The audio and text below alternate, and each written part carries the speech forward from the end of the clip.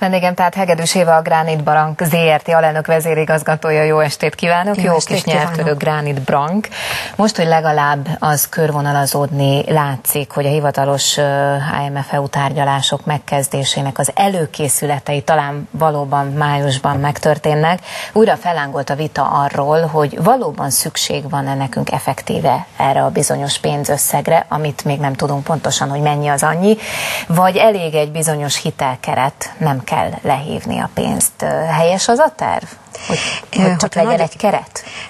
Hogyha nagyon röviden akarnék válaszolni, akkor azt mondhatom, hogy az IMF megállapodásra azért van szükség, hogy erre a keretre ne legyen szükség.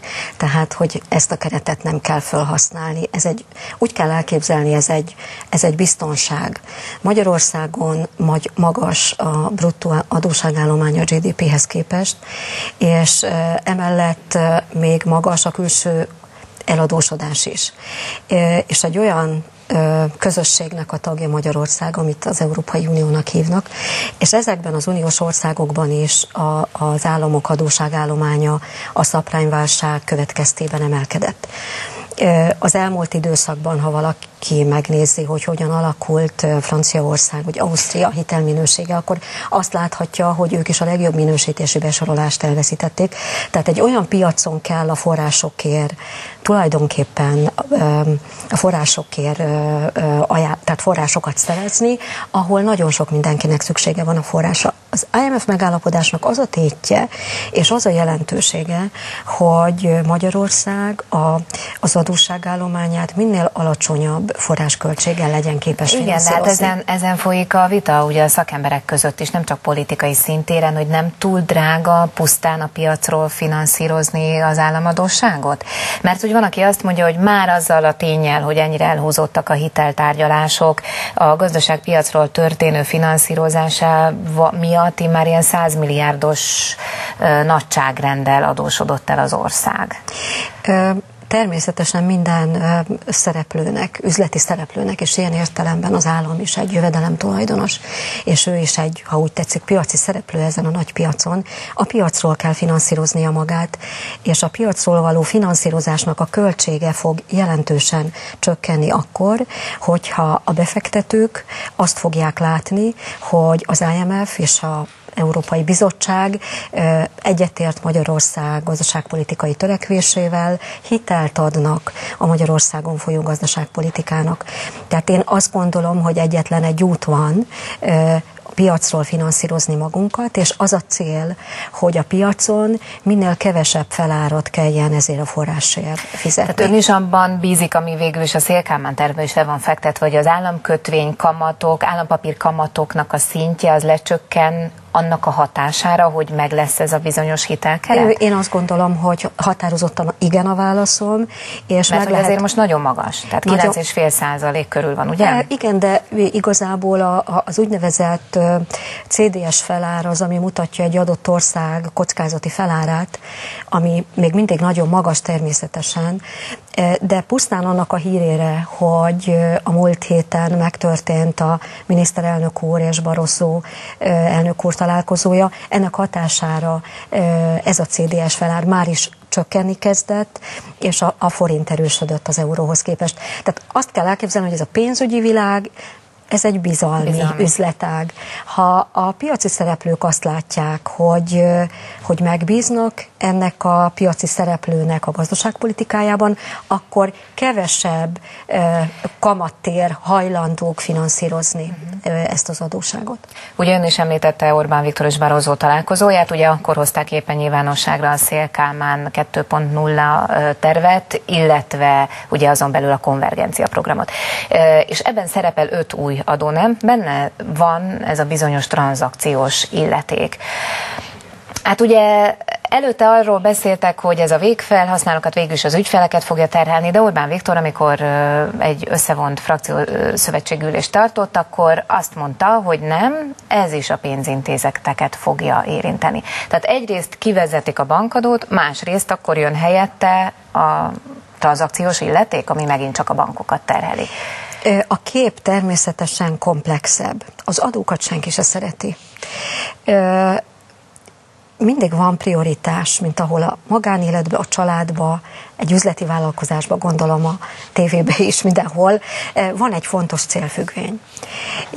És most Magyarországon a legfontosabb célfüggvény az, hogy az államháztartás hiánya 2,5% alatt legyen. Ez a legfontosabb célfüggvény. Ennek érdekében nyilván a kormány mérlegelt nagyon sok lehetőséget, és a lehetőségek között ez is egy elem, és nyilván nem örül neki senki, nyilván a bankszektor sem. De ha azt kérdezik tőlem, hogy ezzel tud-e teljesülni a 2,5%-os államháztartási hiány, amit a kormány célul kitűzött, és a Magyarországot hitelezők el is várják a magyar kormánytól.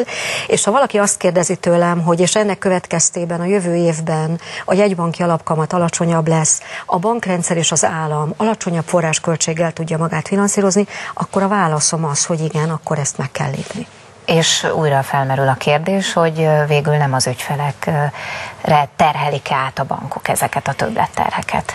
Nézd, Magyarországon 2008 előtt a magyar bankrendszer tőke és eszközarányos profitabilitása lényegesen magasabb volt az eurózóna bankrendszereinek átlagához képest, és ez az úgynevezett subprime-válság nem csak a világ vezető bankait viselte meg, Magyarországon is 2011-ben a bankrendszer összességében veszteséget termelt, és nyilvánvalóan a bankok is ugyanúgy, mint minden üzleti vállalkozás, a részvényesi érték növelésében érdekeltek, az a törekvésük, hogy minél nagyobb profitot realizáljanak. Annyit fognak ebből az ügyfelekre áthárítani, amit a verseny lehetővé tesz. Ha ezt az áthárítást a verseny nem teszi lehetővé, akkor ezt a költséget a bankok le fogják nyelni. Egy egészen más téma. Ugye a Fidesz kormány már évek óta dédelget egy úgynevezett zöld bank létrehozását, de nem is csak ennek kapcsán, tehát nem egy ilyen mezőgazdasági jellegű bank kapcsán, hanem például a devizahitelesek megsegítése kapcsán is felmerült, hogy jó lenne egy állami bank, illetve most is a növekedési terv kapcsán. Ön szerint indokolt lehet valóban egy állami pénzintézet hálózat létrehozása? Én azt gondolom, hogy Magyarországon az elmúlt években, ez elsősorban 2008 óta értendő, a hitelezési aktivitás jelentősen lecsökkent. És így jobban fel tudná pörgetni az állam? Ez egy állítás, hogy a hitelezési aktivitás a bankrendszernek nagyon lecsökkent. 560 milliárd forinttal csökkent a vállalati hitelállomány árfolyam szűrt mértéken 2011-ben. Én azt gondolom, hogy átmenetileg elképzelhető, hogy annak elősegítése érdekében, hogy Magyarországon legyenek olyan bankok, akik az üzleti aktivitásukat a magyarországi vállalkozások finanszírozására fordítják. Én el tudom képzelni, hogy átmenetileg igen, szerepe van, hosszú távon azt gondolom, tartósan kereskedelmi bankoknak üzleti alapon kell működni. Az idő rövidsége miatt a Granit Bank ZRT-t el tudja elképzelni állami bankként a jövőben? Ha a kérdés arra irányul, hogy az irányítási jogosítványokat az állam gyakorolja, akkor az a válaszom, hogy nem, hiszen egy üzleti vállalkozásnak üzleti elven kell működnie. De hogyha kivásárolja az állam? Én azt gondolom, hogy kivásárlásról egyébként nincsen szó. Nem folynak ilyen tárgyalások, mert ugye nyilván a kivásárlásról nincsen szó. A Granit Banknak a többségi tulajdonosa a bank megvásárlása pillanatától deklarálta, hogy bármilyen tőkeemelést szívesen fogad, az irányítási jogosítványokat viszont szeretné megtartani. Köszönöm szépen. Én is köszönöm.